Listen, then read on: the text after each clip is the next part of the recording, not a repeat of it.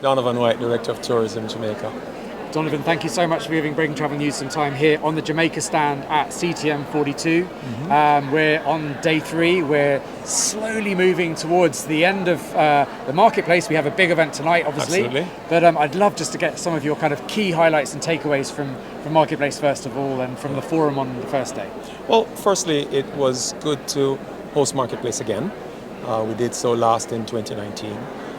So it's been a good break, obviously interceded by COVID-19. It seems like we always say that that word, COVID-19, whenever we talk. But it's good to have it back in Jamaica. Most importantly, I think it's good to have the kind of response that we had to Marketplace this year. I think it's if I'm not yet confirmed with CHTA, but I think it's the largest ever in terms of delegate turnout. I think there are like almost 1,200. I think it's 1,144 or some number like that. Number of delegates this year. That's great for the business of tourism and the Caribbean. Really and truly, fully bounced back from what was a tumultuous period for so many destinations across the region.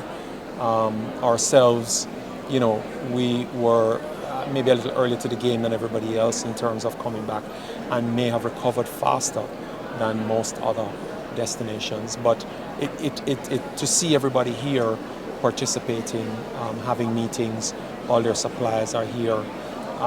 We've brought in new buyers. We've brought in a MICE group. So we've expanded the base in terms of the trade base of Marketplace at 42. We're proud of that. And we wanted to make sure that we put on a good show for the visiting delegates, and also especially for our new buyers. And I think we've done a good job of that. So I'm very happy. And of course, you've had a press conference, really just sort of giving a market update. Would love to kind of hear some of the highlights from that. I think Minister did most of the highlighting, as he always does so very well. But I think he focused, first of all, on we're growing this year already. We're year to date, we're up 4.8% on 2023, which was our best year ever. From the United States alone, we're up 4.5%.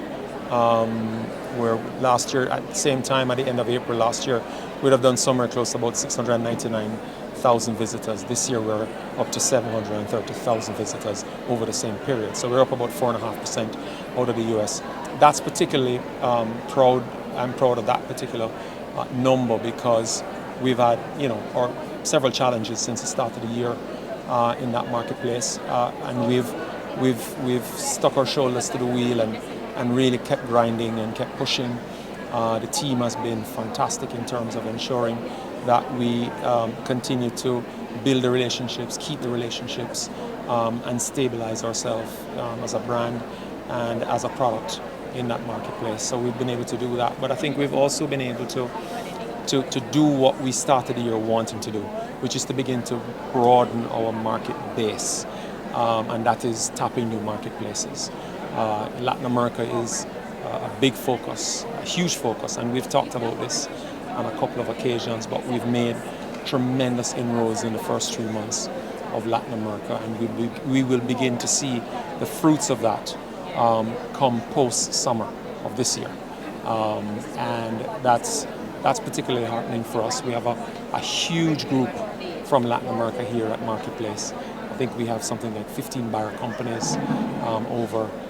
We have some new buyers in there, and we have quite a bit of airline interest with doing business with us out of Latin America. So that's exciting. The Middle East, you saw us at Arabian Travel Marketplace. We're continuing that journey, and it's going well in terms of us connecting the dots. It's a huge marketplace. It's a complex marketplace, driven by many factors, and so we have to continue to connect those dots. India is moving apace. Again, we have quite a contingent here at CTM from India. It's a market that we think has huge potential in a number of ways for us. particularly in the wedding and romance space, but also in the group travel space, which is a nice space. So we're being very broad in terms of how we grow our market base, but we're being very specific in terms of the segments of each market that we're going in after, because you want to spearfish. When you have limited resource, you can't afford to spread yourself thin, so you have to go directly after what you're after and try to maximize as best as you can, and that's our focus. So that's that. I think, in addition to which, he spoke about the expansion of our hotel rooms infrastructure. We just Rio Acrel opened its doors a few weeks back. It's going phenomenally well. I'm told by Rio they're full. That's just phenomenal to think about it, because all your hotels are full. A friend of mine tried booking into Rio for 4 nights about 2 weeks ago, and there were no rooms available, which is great news to have, really. Princess will open in July 15, I believe. They told us here at CTM. The date is now set, and they'll open 1,000 rooms. So that between Princess and Rio, that's almost 1,800 rooms open this year already. Unico is building really aggressively. They haven't announced yet when they'll be ready for opening, but we suspect it will probably be early in 2025. That will be another new brand added to our product portfolio, which we're very proud of and very much looking forward to in terms of what that means in terms of the diversification of our market offering. And then there are another 10 to 15,000 rooms on the pipeline for delivery over the next 5 to 7 years. So we're being very aggressive in that space in terms of growing our product, but not just growing our product for growing our product's sake. We want to grow the quality of our product with brands that are known and trusted worldwide, and brands that will help to take the Jamaica brand deeper and wider and further into the market space. The other area of development that Minister spoke about, which I will mention, is the continued expansion of our road networks. The more visitors we bring, the more facilitation we have to do of more people moving in and out of hotels into attractions and around the country wanting to see more of Jamaica. The highway infrastructure will facilitate that.